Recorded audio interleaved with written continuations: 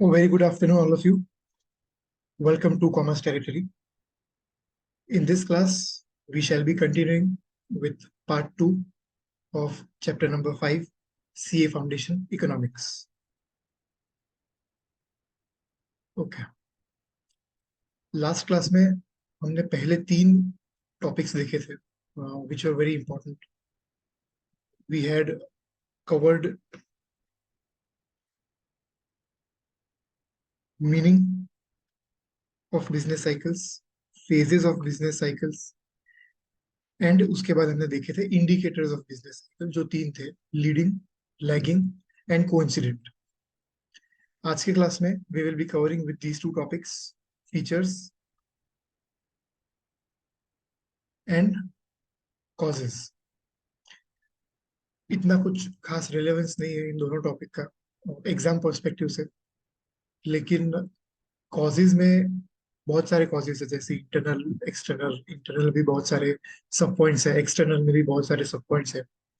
तो सब पॉइंट के अंदर से कोई भी एक लाइन वो लोग उठा के एज एन एमसीक्यू पूछ सकते हैं, राइट? सो बिफोर स्टार्टिंग एक छोटा सा रिवीजन. मीनिंग देखा था हमने ट्रेड साइकिल का. What do you mean bye trade cycle? So trade cycle is composed of periods of good trade characterized by rising prices and low unemployment percentages, alternating with periods of bad trade which are characterized by low prices and high unemployment percentage. ठीक है. फिर हमने phases देखे थे. Total 4 phases है: expansion, peak, boom और prosperity. Contraction और trough. Total 4 phases. एक प्रोसेस देखी थी हमने इन 4 फेजेस के साथ, that was recovery. So expansion, peak, contraction, depression and last एक हमने जो प्रोसेस देखी थी वो है रिकवरी. ओके. फिर हमने देखे थे 3 इंडिकेटर्स: लीडिंग, लैगिंग और कोइंसिडेंट, जिसमें मैंने आपको कहा था कि तीनों के एग्जांपल्स बहुत इंपॉर्टेंट है. कोई भी एक एग्जांपल को they can ask as a separate MCQ, that for example changes in stock price is which type of indicator. तो पता होना चाहिए. और सारी चीजें हमने एक एक लाइन बाय लाइन पढ़ी थी, कॉन्सेप्ट समझे थे, लॉजिक समझे थे. Today will be starting with the new topic, that is features of business cycle, right? Features समझना जरूरी हो जाता है, not from the perspective of examination, but business cycle को लॉजिकली, कॉन्सेप्चुअली समझने के लिए उनके फीचर्स को समझना is very important. So let us quickly start.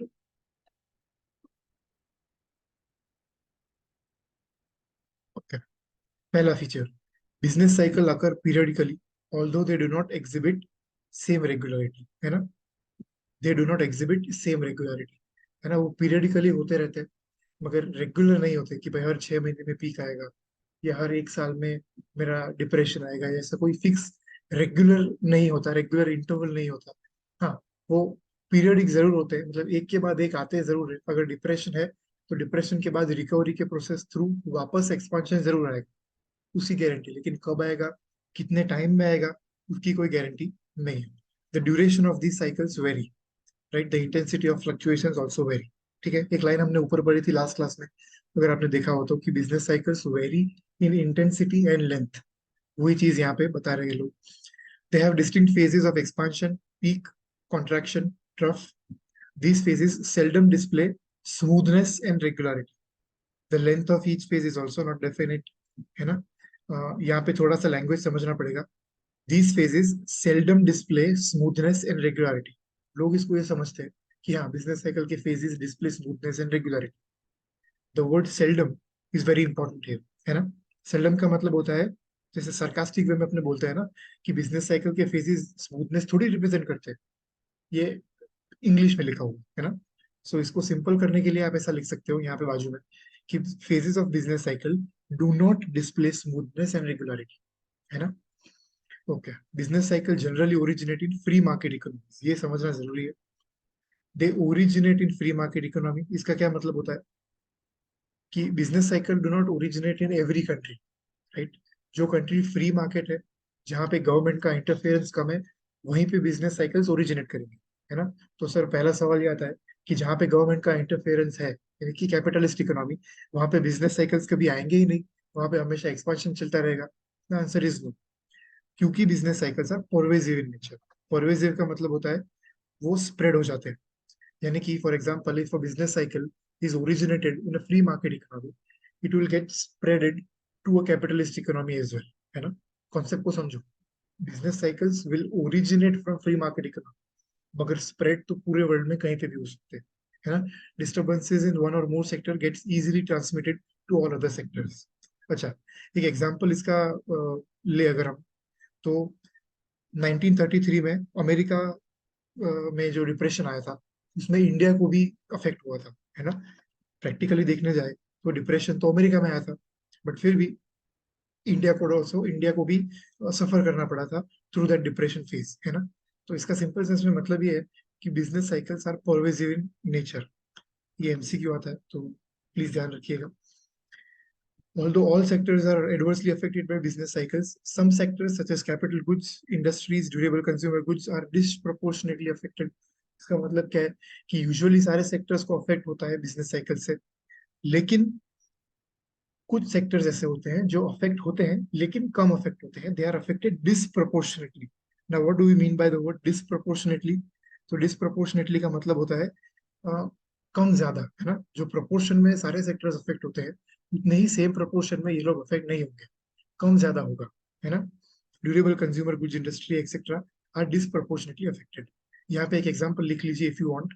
FMCG products, toothpaste, shampoo, साबुन, कितना भी डिप्रेशन आ जाए, आदमी सुबह उठ के ब्रश तो करेगा ही, है ना। So durable consumer goods industry, FMCG industry, these are disproportionately affected. Moreover, compared to agriculture sector, the industrial sectors are more prone to adverse effects. इसके ऊपर पास में एक एमसीक्यू आया है, so I request you to please take a note of it.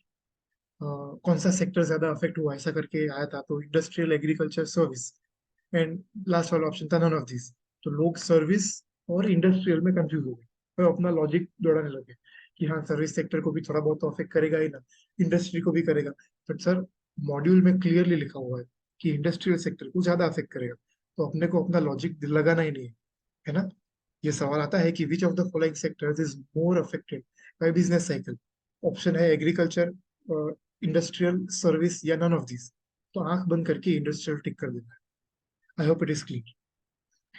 Okay, business cycles are exceedingly complex phenomena, they do not have uniform characteristics and causes, है ना। इसकी कोई गारंटी नहीं है कि 1929 में जो डिप्रेशन आया था और वो डिप्रेशन की जो कैरेक्टरिस्टिक्स थी वही सेम कैरेक्टरिस्टिक्स के साथ 2020 में डिप्रेशन आया था। नहीं, फैक्टर्स अलग अलग थे। 1929 में ओवर स्पेंडिंग की वजह से डिप्रेशन आया था, 2020 में कोविड 19 की वजह से डिप्रेशन आया था, है ना। The underlying factors could also be different, therefore it is difficult to make an accurate prediction of trade cycles. Okay. Repercussions of trade cycles are simultaneously felt on nearly all economic activities, all economic variables, output, employment, investment, सब चीजें, है ना। Bank से लेके shop से लेके everything, everything is affected, है ना। ओके, ये ऊपर वाले पॉइंट का कंटिन्यूएशन है। पॉइंट नंबर जी जो है वो, कि business cycles are contagious and are international in character, right. मैंने एग्जांपल दिया था 1929 में depression was originated in America, but still people of India were affected by that depression. Why? Because business cycles are contagious and are international in nature. Okay, यहाँ पे लिखा है the Great Depression of 1930s were in USA and Great Britain, affected almost all the countries, especially the capitalist countries of the world. है ना? Business cycles have serious consequences on the well-being of society, right? We know it. We usually जैसे देखने जाए 1930 के बाद इतना severe depression किसी भी कंट्री ने फेस नहीं किया है, एक्सेप्ट फॉर, अगर आपको थोड़ा बहुत आइडिया हो तो श्रीलंका में हुआ था, है ना। तो every single lemon is affected by business cycle, है ना। पेट्रोल के दाम भी बढ़ गए थे, मतलब everything was badly affected in Sri Lanka थोड़े साल पहले अभी, राइट। तो this is the end of features of business cycle. उसमें सबसे इंपॉर्टेंट जो फीचर है वो मैं आपको टिक करा देता हूँ, जिसके ऊपर क्वेश्चन आने के चांसेस है। एक तो ये वाला, मैंने आपको इसमें लाइन भी टिक करा दिया कि कौन सा लाइन के ऊपर क्वेश्चन आएगा, ये दूसरा ये, और ये वाला। ये तीन फीचर्स इंपॉर्टेंट है जिसके ऊपर एमसीक्यू आ सकते हैं। अगर कोई गारंटी नहीं लेता हूं मैं कि इसी में से आएंगे या ऐसा कुछ। आप institute of chartered accountants India की एग्जामिनेशन देने वाले हो, तो anything unexpected can happen any time in any attempt. तो मेरे भरोसे या किसी भी फैकल्टी के भरोसे मत बैठना। What is important is institute का स्टडी मटेरियल का कंटेंट, दैट्स इट, है ना। Okay, next is causes of business cycle. ना बिजनेस साइकिल के बहुत सारे कॉजेज हो सकते हैं। अभी ये ना यूजुअली लोगों को एक अफेक्ट करता है कि ये जो टॉपिक है वो बिजनेस साइकिल का कॉजेज है या बिजनेस साइकिल के फेजेस का कॉज है। तो आई वुड से कि ये बिजनेस साइकिल के फेजेस का कॉजेज है ना। इसका क्या मतलब है कि पीक क्यों आता है, what is the reason behind peak, what is the reason behind change from peak to depression, क्यों होता है चेंज, है ना। तो वैसी बात है, बिजनेस साइकिल क्यों ओरिजिनेट होते हैं वो यहाँ पे इन लोगों ने नहीं बताया। So practically this heading should have been causes of phases of business cycle. मगर ठीक है, अंडरस्टैंडेबल है। They may occur due to external causes और इंटरनल कॉजेज। टोटल दो प्रकार के कॉजेज है, एक एक्सटर्नल और एक इंटरनल। ओके,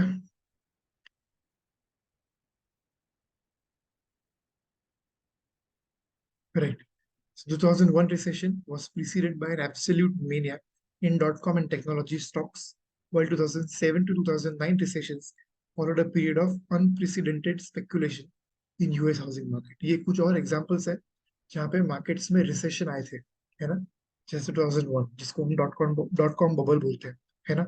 2008 ये वाला पीरियड जिसको हम सब प्राइम क्राइसिस कहते हैं, आगे आएगा। 2020 जिसको हम मेडिकल क्राइसिस या कोविड 19 क्राइसिस कहते हैं, है ना। These were the examples of recession जहाँ पे almost every country was affected, है ना। 2001 में आपने कहीं किस्से सुने होंगे कि मार्केट गिर गया, है ना। बहुत सारे सेलिब्रिटीज के बहुत सारे पैसे धुल गए। भाई because everyone started creating that dot com industry and अचानक वो डॉट कॉम बबल बर्स्ट हो गया। तो जिसके कारण बहुत सारा पैसा चला गया था, बहुत सारा पैसा वेस्ट हो गया था मार्केट में, है ना। And everything became very much adverse. Okay, पहला है इंटरनल कॉजेज। ये एक लाइन इंपॉर्टेंट है जो यूजुअली लोग अवॉइड करते हैं, मगर इस पे से भी इंस्टीट्यूट ने एमसीक्यू पूछा था। What are endogenous factors. यहीं पे बच्चा क्लीन बोल्ड हो जाता है, सर ये कहाँ है एंडोजीनियस फैक्टर्स, ऐसा कुछ सिलेबस में है ही नहीं, बाहर से पूछ लिया। Answer is no. एंडोजीनियस का मतलब था इंटरनल कॉजेज, इंटरनल फैक्टर्स, है ना। Okay, so according to Keynes, fluctuations in aggregate economic activities are due to changes in fluctuations in aggregate effective demand, है ना। ये लाइन इंपॉर्टेंट है, एमसीक्यू में पूछ सकते हैं कि केन्स के अकॉर्डिंग क्या हुआ। तो केन्स के अकॉर्डिंग एग्रीगेट डिमांड के कारण इकोनॉमी में चेंजेस आए थे, है ना। इंपॉर्टेंट लाइन है एमसीक्यू के लिए। Okay, in free market economy where maximization of profits is the aim of business, a higher level of aggregate demand will induce a business to produce more. सिंपल सी चीज, जितना ज्यादा डिमांड उतना मेरा पूरा साइकिल अफेक्ट होगा, उतना मेरा एंटायर बिजनेस अफेक्ट होगा including profitability. As a result there will be more output, income, employment, profit, everything. However अगर aggregate demand outstrips aggregate supply, ये इन्फ्लेशन को कॉज करता है। एज अगेंस्ट दिस अगर डिमांड कम है, lesser output, lesser income, lesser employment, investors अपने stock बेचने लगेगा and buy safe haven instruments that traditionally do not lose value. Safe haven instruments का मतलब क्या होता है, मनी मार्केट में टी बिल्स, है ना, कि जो कभी भी अपना वैल्यू लूज नहीं करेंगे, मतलब कुछ भी हो जाए। आज अगर शेयर मार्केट पूरा बंद भी हो जाए ना, तो भी ये स्टॉक्स ऐसे हैं या ये इंस्ट्रूमेंट्स ऐसे हैं जो मुझे रिटर्न देना बंद नहीं करेंगे। Right, one of the examples of safe haven instruments is T bills issued by United States government. कुछ भी हो जाए सर, दुनिया उल्टा हो जाए, तो भी इनका मार्केट वैल्यू कभी भी कम नहीं होगा एंड मुझे मेरा रिटर्न मिल ही जाएगा। But again this are very costly, तो Indians usually do not invest in T bills issued by US government. उस पर टैक्स और फॉरेन करेंसी और वो सब लगता है, तो एट द एंड वो the cost is set of by the benefit. मगर इट इज इम्पोर्टेंट। करेक्ट, यहाँ पे इनको एग्जांपल्स दिया हुआ है, बॉन्ड्स, गोल्ड, यूएस डॉलर, है ना। As companies lay off workers, consumers lose their jobs and stop buying anything but necessities, है ना। डिमांड कम होने लगी, सारा साइकिल मेरा अफेक्ट हो गया, सारा साइकिल गिरने लग गया, मेरा इनकम कम हो गया। मेरा इनकम कम हो गया तो what I start is I stop buying anything but necessities. मैं सारी चीजों को खरीदना बंद कर दूंगा एक्सेप्ट नेसेसिटीज। इसलिए मैंने ऊपर कहा कि बिजनेस साइकिल से अफेक्ट नहीं होता वो कौन सा ऐसा चीज है, इट इज नेसेसिटी, है ना। नेसेसिटी वाला मार्केट, सब्जी, टूथपेस्ट, साबुन, शैम्पू, पानी, दीज आर नेसेसिटीज, है ना। तो कभी भी इसका मार्केट गिरेगा नहीं, whatever may happen, whatever may come, है ना। This causes a downward spiral, जैसे मैंने कहा डिमांड कम होने लगती है तो पूरा साइकिल अफेक्ट होना लगता है। The burst cycle eventually stops on its own when prices are so low that those investors still have to cash start buying again, है ना। इतना कम हो जाता है, बस साइकिल कम हो जाता है कि प्राइसेस आर सो लो कि जो investors that still have cash start buying again, है ना। इतना लो हो जाता है कि इन्वेस्टर्स जिनके पास पैसा है वो भी मार्केट में खरीदने से कतराते हैं। They also stop, they also you know wait कि भाई नहीं, मुझे I don't want to invest, I don't want to buy anything, I'll wait, है ना। I'll increase my liquidity position. However, this can take a long time and you are lead to a depression, जैसे हमने कहा, है ना। Okay, यहाँ पे ये important है। Imports exports, this is a component of aggregate demand and therefore variations in imports and exports can lead to business fluctuations as well, है ना। Thus increase in aggregate demand causes conditions of expansion or boom, or decrease in effective demand causes conditions of recession। ये पूरे paragraph को ना मैं important mark करता हूँ, not from the viewpoint of examination या not from the viewpoint of concept, मगर अगर ये पैराग्राफ आपने समझ लिया ना तो आपका सीए इंटरमीडिएट लेवल पे इकोनॉमिक्स फॉर फाइनेंस आता है, पेपर नंबर 8। जी, यहाँ पे इकोनॉमिक्स पेपर नंबर 4 है, इंटरमीडिएट में पेपर नंबर 8 हो जाएगा। वहां पे एक पूरा चैप्टर है फॉरेन एक्सचेंज के बारे में, फॉरेन ट्रेड के बारे में। वो चीज समझने के लिए ये पैराग्राफ को समझना बहुत जरूरी है। एंड उसमें भी पहली वाली लाइन, है ना, ये वाली, the difference between exports and imports is the net foreign demand for goods and services, है ना। नेट फॉरेन डिमांड का मतलब होता है मैं बाहर से जितना खरीदता हूँ माइनस मैं बाहर जितना सप्लाई करता हूँ, है ना। I take only net foreign demand into consideration while taking aggregate demand, है ना। मुझे जब मेरा एग्रीगेट डिमांड कैलकुलेट करना होता है I only take net foreign demand. What do you mean by net foreign demand? बाहर से जितना खरीदा माइनस बाहर जितना सप्लाई किया, demand minus supply, export minus import, it is net foreign demand, जिसको मैं मेरे एग्रीगेट डिमांड में ऐड करता हूँ, ठीक है। Variations in exports and imports can lead to business fluctuations as well, है ना। ये सारी चीजें आपको सीए इंटरमीडिएट में आएंगी। Okay, fluctuations in investments, according to some economists fluctuation in investments are the prime cause of business cycle। मैंने market में पैसा डालना बंद कर दिया, I have stopped investing, again पूरा साइकिल अफेक्ट होगा एंड पूरा economy will lead into depression. Investment spending is considered as most volatile component of aggregate demand, है ना। Investments fluctuate quite often because of changes in profit expectations of entrepreneurs. Simple सी चीज, मेरे पास आज 100 रुपए है, now if I invest it in the market it will give me let's say 110। Now I am expecting a return of let's say 120 from my own business। तो मैं मेरा जो 100 रुपया है वो बाहर क्यों डालूं? I'll invest that 100 rupees in my own business and generate a 20% return that will lead to 120 rupees, right? New inventions may cause entrepreneurs to increase investments in projects which are cost efficient or more profit inducing, है ना। जितने ज्यादा invention होंगे उतने entrepreneurs को ज्यादा पैसा डालने में दे विल मोटिवेट, और investments may rise when the rate of interest is low। Increases in investments shift the aggregate demand to right, leading to economic expansion।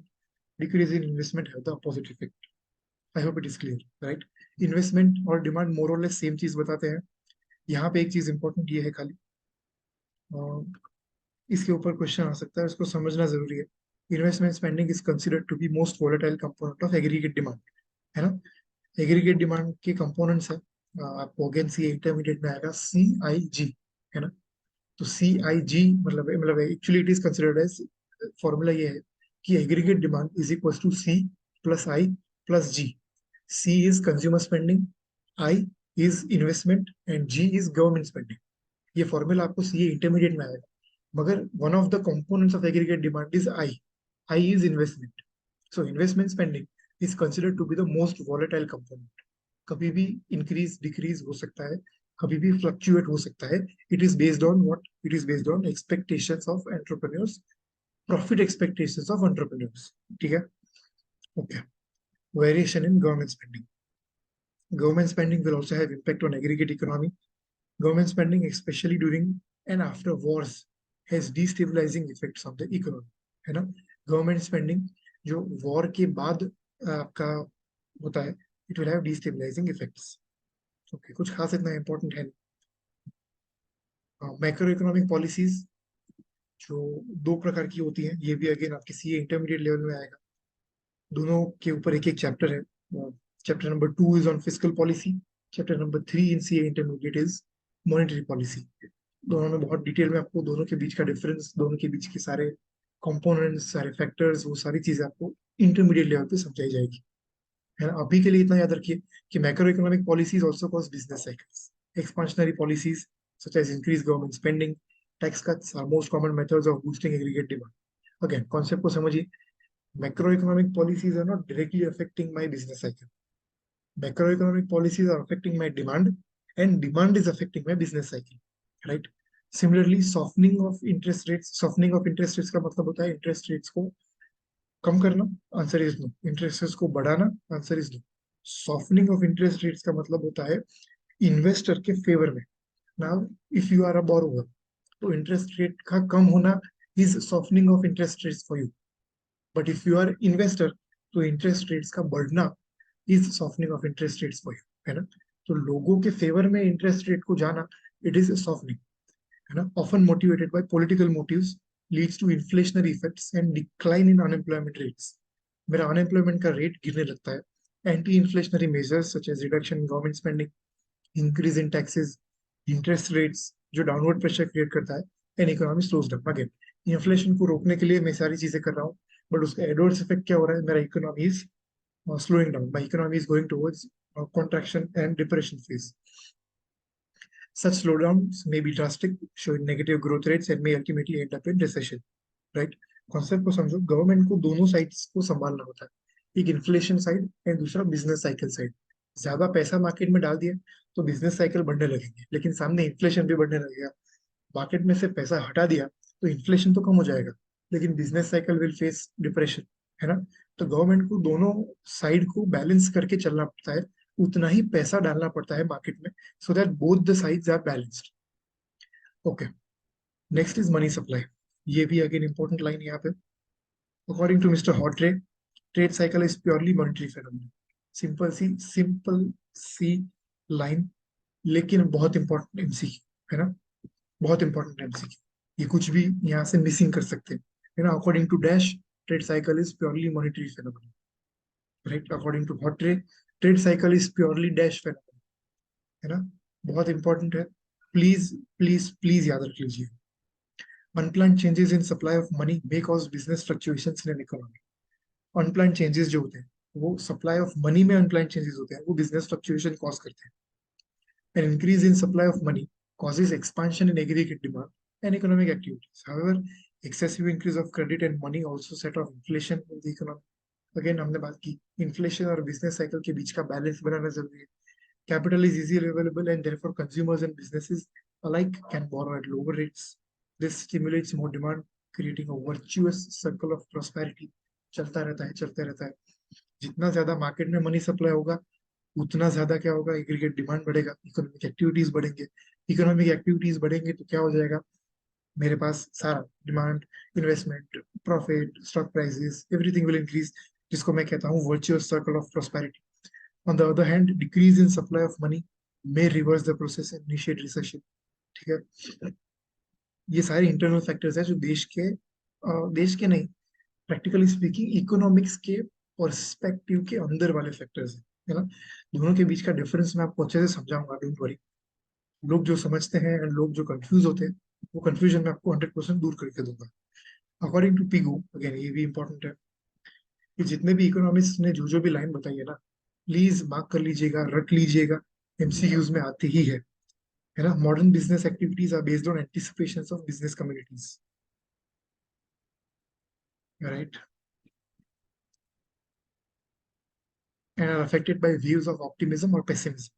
ये भी इंपॉर्टेंट है. वो सीधा पूछ लेता है कि concept of waves of optimism and pessimism was propounded by Pigou. है ना? Business fluctuations are the outcome of these psychological states of mind of businessmen, है ना? मैं कई बार मतलब व्हेन वी कजिन्स और when we friends talk about market, तो I always give pressure on one factor, that is psychological factor, है ना? लोग बोलते हैं मतलब जैसे 8-10 लोग बैठे हुए हैं, वन पर्सन इज सेइंग कि भाई मार्केट बढ़ रहा है, one person is saying market गिर रहा है, everyone is स्टेटिंग their own factors. कोई बोल रहा है गवर्नमेंट की वजह से इंक्रीज हो रहा है, कोई बोल रहा है डिमांड की वजह से गिर रहा है। अभी immediately like before 1 or 2 days government of India ने 2000 नोट के नोट्स का वो इश्यू बंद कर दिया, है ना? तो लोग बोलेंगे कि इसके कारण मार्केट गिरेगा। तो I usually don't agree to all these factors. मुझे ये लगता है कि सबसे बड़ा फैक्टर जो मार्केट के प्राइसेस को, सेंसेक्स को, निफ्टी 50 को अफेक्ट करता है, वो है लोगों का साइकोलॉजी, है ना? सिंपल सी चीज है। अगर आज लेट्स से फॉर एग्जांपल, ये रिसेंट एग्जांपल ही लेते हैं हम, गवर्नमेंट ने 2 दिन पहले ऐसा अनाउंस किया कि 2000 के नोट्स का हम इश्यूएंस बंद कर रहे हैं, है ना? अभी people may take it in 2 ways, या तो ऑप्टिमिस्टिक वे में लेंगे या तो पेसिमिस्टिक वे में लेंगे। फॉर एग्जाम्पल कंटिन्यू करते हैं इसको। अगर ऑप्टिमिस्टिक वे में लिया तो एक लोग क्या सोचेंगे कि हाँ, अभी इश्यू बन किया है, लेकिन 2000 रुपी का note is still accepted in the market, है ना? मैं 30 सितंबर तक उसको लीगल टेंडर के तौर पे आई कैन यूज इट, है ना? So this is an optimism thing. Pessimistic लोग क्या सोचेंगे कि हाँ, ये तो बंद कर दिया, कभी ना कभी तो लीगल टेंडर बंद होगा ही, मतलब कभी ना कभी तो, आज नहीं तो 6 महीने के बाद मार्केट से ये चीज जाएगी तो सही। तो इसका मतलब है कि अभी से 2000 के नोट्स का एडवर्स इफेक्ट चालू हो जाएगा। तो this is a pessimistic approach towards this decision. तो दोनों अप्रोचेस हो सकते हैं, दोनों अप्रोच होते ही हैं मार्केट में। बट मार्केट कैसे मूव करता है, depending upon which approach is stronger, है ना? एंड कई बार, like to be very honest, I predict approaches basis of market. For example, अगर मार्केट बढ़ रहा है, इसका सिंपल सेंस में मतलब ये है कि इन्वेस्टर्स एंड लेमैन ने ये जो डिसीजन दिया गवर्नमेंट ने, उसको पॉजिटिव वे में लिया। अगर मार्केट गिर रहा है, इसका मतलब है कि लोगों ने इसको नेगेटिव वे में लिया, है ना? सिंपल सी चीज। If entrepreneurs are optimistic about future market conditions, they make investments, and as a result the expansionary phase में बिगिन, है ना? एक मैं मेरा थॉट प्रोसेस होता है, मेरा साइकोलॉजी चलता है कि हाँ, आज ये हो रहा है, कल ये होगा, परसों ये होगा। अभी my thought process can be anything, it could be इधर पॉजिटिव, इट कुड बी इधर नेगेटिव, है ना? It is not affected by any external factor. मेरा दिमाग सिर्फ मेरे इंटरनल जो न्यूज है, इंटरनल जो सारी इंफॉर्मेशन है, उसकी बेसिस पे सोच रहा है कि आगे चीजें पॉजिटिव होंगी या आगे चीजें नेगेटिव होंगी, है ना? तो उस हिसाब से, साइकोलॉजी के हिसाब से मार्केट के प्राइसेस भी ज्यादा या कम होते हैं, ठीक है? Investors tend to restrict their investments. With reduced investments, employment, income, and consumption also takes a downturn, and an economy faces contraction in economic activities. Again, यहाँ पे एक और लाइन आता है, Scumter's innovation theory, trade cycle जो innovation की वजह से होते हैं, which take place in system from time to time. कुछ भी इनोवेशन हुआ, है ना? मोबाइल आया, इसका क्या मतलब होता है कि मार्केट में कुछ चीजों को फर्क पड़ेगा, जैसे लैंडलाइन इंडस्ट्री बंद हो जाएगी, तो सामने टेक्नोलॉजी इंडस्ट्री और बढ़ेगी, है ना? तो नया इनोवेशन के कारण ट्रेड साइकिल्स होते हैं। अच्छा, ऊपर हमने देखा डॉट कॉम बबल। तो क्यों हुआ dot com bubble? Because of the new innovation of internet and such websites and सारी चीजें, उसका इनोवेशन हुआ।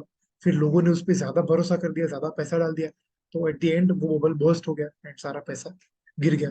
तो उस कंप्यूटर की ये बात के रिलेटेड 2 एग्जांपल्स मैंने कहा, एक तो डॉट कॉम बबल और दूसरा मोबाइल फोन्स। अच्छा, एक और इम्पोर्टेंट पॉइंट यहाँ पे, cobweb theory propounded by Nicholas Kaldor. वो क्या बताता है, business cycles result from the fact that present prices substantially influence the production at some future date. आज के prices will affect my future date का production. The present fluctuation in prices may become responsible for fluctuations in output at some subsequent period, at some future period, है ना? इसका simple sense में ये मतलब होता है, आज let's say price is 100 rupees, सो आज का price will affect my future output, will affect my future demand, will affect my future investment. ज्यादा डिटेल में पढ़ने के लिए ये चीज आपको जानी पड़ेगी। सीए फाइनल में एक पेपर आता है स्ट्रेटेजिक फाइनेंशियल मैनेजमेंट करके, जिसमें ये लोग बताते हैं कि आज का प्राइस कैसे मेरे फ्यूचर के डिसीजन को अफेक्ट करता है, राइट? ओके, ये हुई बात इंटरनल कॉजेज की। अब बारी आती है एक्सटर्नल कॉजेज की, ठीक है? This is a very small and easy topic देखने जाए तो कंपेरेटिवली। Okay, external causes. अब एक्सटर्नल कॉजेज और exogenous factors, which may lead to boom or bust are as follows. Again, यहाँ पे भी important है, इसको भी थोड़ा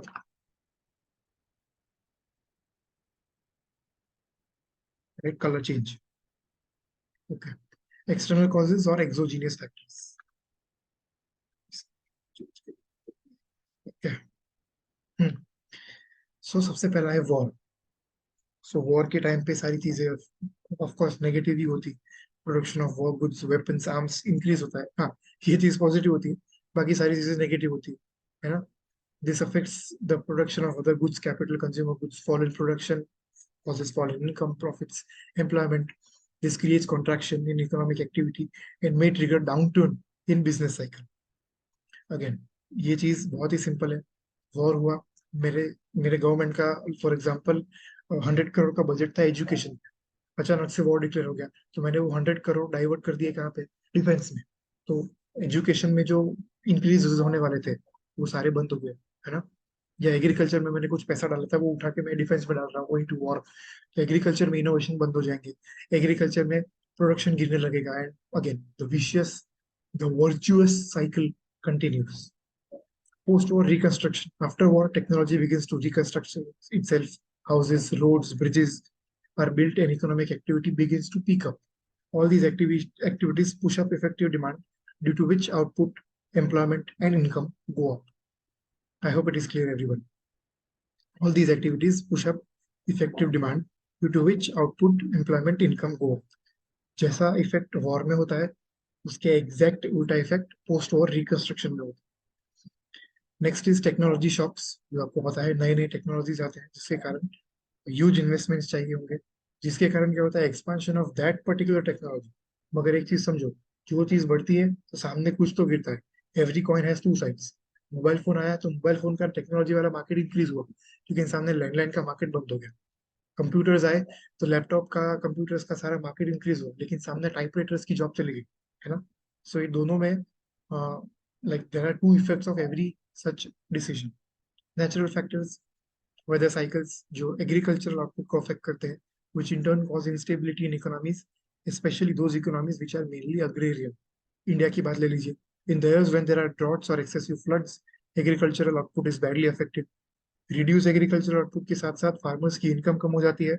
एंड फार्मर्स की इनकम कम होती है, लेकिन साथ साथ में उनका जो इंडस्ट्रियल डिमांड है वो भी कम हो जाता है. आज फार्मर के घर में भी टीवी होता है, फार्मर के घर में भी एसी होता है.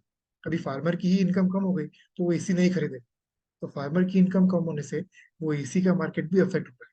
ठीक है.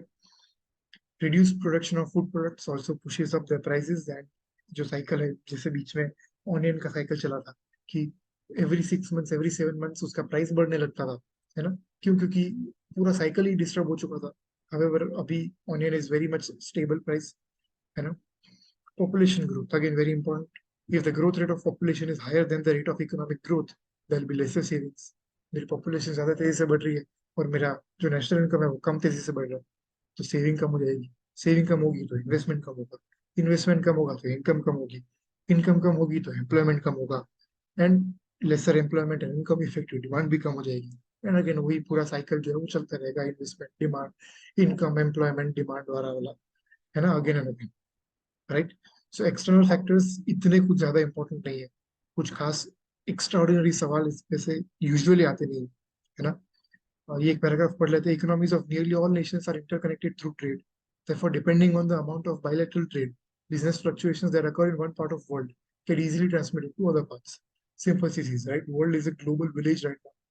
जो चीज इंडिया में होती है वो इमीडिएटली अफेक्ट होती है अमेरिका में या किसी और नेशन में. Changes in law related to tax, trade regulations, government expense, transfer of capital and production to other countries, shifts in tastes and preferences of consumers are also potential sources of disruption, है ना. Tax के related laws, trade के related regulations, government expenditure, transfer of capital and production to other countries, taste and preferences of consumers, ये सारी चीजें affect करती है business cycles को.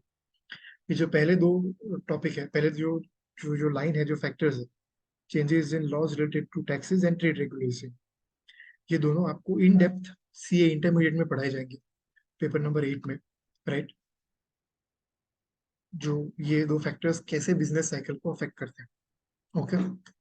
सो आज का सेशन यही तक रखते हैं, but before ending the session एक इंपॉर्टेंट चीज मैं समझाऊंगा आपको. What is the difference between internal and external causes.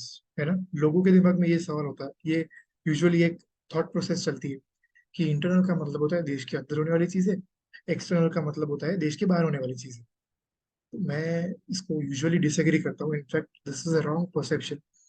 Internal causes का मतलब होता है एनीथिंग रिलेटेड टू इकोनॉमी. है ना, इकोनॉमी के रिलेटेड कुछ भी चीज. ना war is related to economy, answer is no. War is related to politics, यानी right, war is related to let's say India Pakistan. है ना, या technology is related to economics, answer is no. Technology is related to innovation. Population growth का economics से कोई लेना देना है? ऐसे लेना देना है, मगर क्या वो इकोनॉमी की वजह से जनरेट हुआ है? Answer is no. Population growth का there is no, like economy is not a cause behind population growth.